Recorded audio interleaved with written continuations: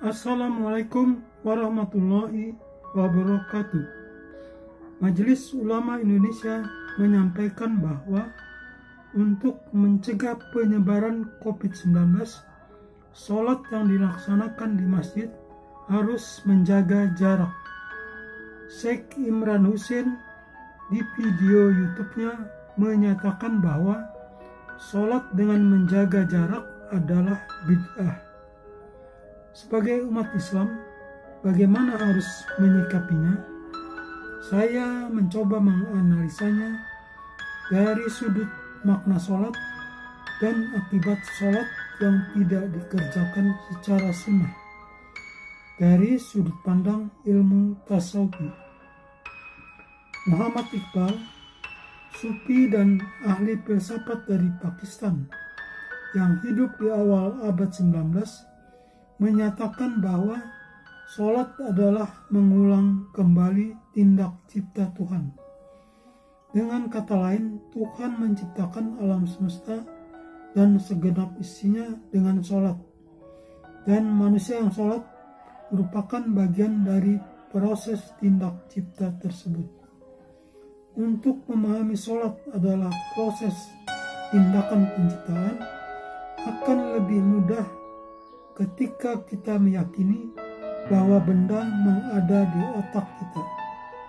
Sebagai citra yang dibangun dari sinyal-sinyal listrik di otak yang ditangkap pikiran dari gelombang energi magnetik yang bertebaran di alam. Partikel gelombang energi magnetik tercipta ketika manusia berkehendak untuk menciptakan ide atau gagasan-gagasan dari otaknya. Sholat adalah gerakan-gerakan dari takbir hingga salam, di mana pada saat bersamaan otak melepaskan ideanya melalui doa atau ayat-ayat suci Al-Quran yang diucapkan. Sebuah gerakan-gerakan yang memiliki tujuan dan makna tertentu menciptakan gelombang-gelombang energi magnetik. Pada rakaat pertama sholat adalah penghamparan energi yang pada masing-masing posisi dan ayat yang diucapkan melepaskan energi sebagai berikut.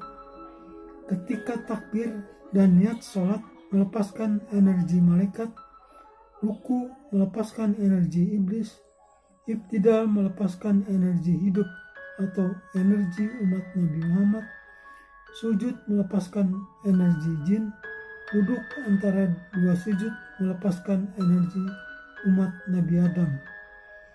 Pada rakaat kedua, semua energi di rakaat pertama terhimpun dalam kalam Alhamdulillahirabbil alamin. Ketika sholat tersebut di atas dilakukan pada sholat malam, maka terciptalah energi atau makam an-nafs. Makam an-nafs terdiri dari 3 tingkatan, yaitu nafs amarah, lawamah, dan mutmainah. Ketika sholat tahajud, jiwa pada makam an-nafs ditingkatkan lagi ke makam ahadiyah, berikutnya jiwa ke makam al-qalb, ar-ruh, wahdah, Allah yang awal, Allah yang zahir, dan Allah yang batin.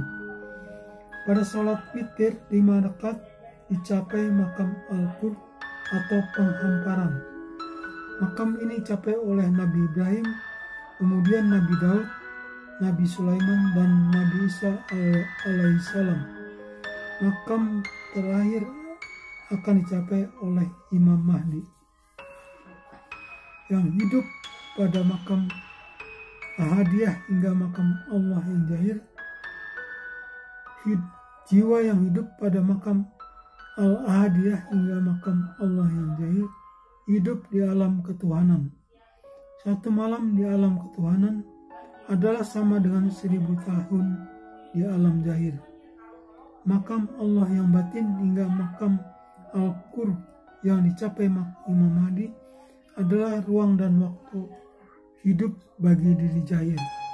Jiwa manusia yang berada makam an-nafs, jika tidak berusaha mengupgrade jiwanya melalui sholat, untuk mencapai makam berikutnya, maka jiwanya akan tetap berada pada makam an-nafs, berdiam diri dalam tubuh zahirnya dan mengendalikannya. Jiwa manusia yang sholat menghimpun energi, dan manusia yang tawaf lepaskan energi. Manusia yang tawaf lepaskan energi untuk terciptanya alam semesta, sedangkan manusia yang sholat menghimpun energi untuk menciptakan dirinya.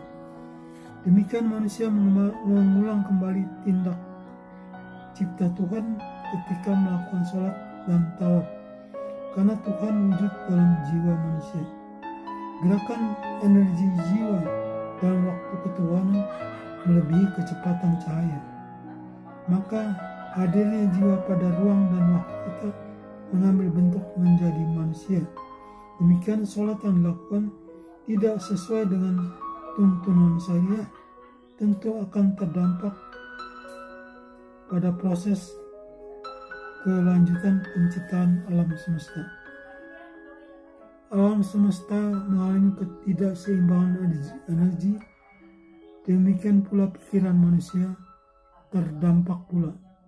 Bencana alam peperangan akan terjadi di mana-mana, seperti saat ini yang mulai tampak gejalanya. Bahkan Jibril dan Nabi Muhammad tidak tahu kapan hari kiamat terjadi, karena semuanya akibat ulah manusia itu sendiri. Terima kasih, semoga bermanfaat. Salam.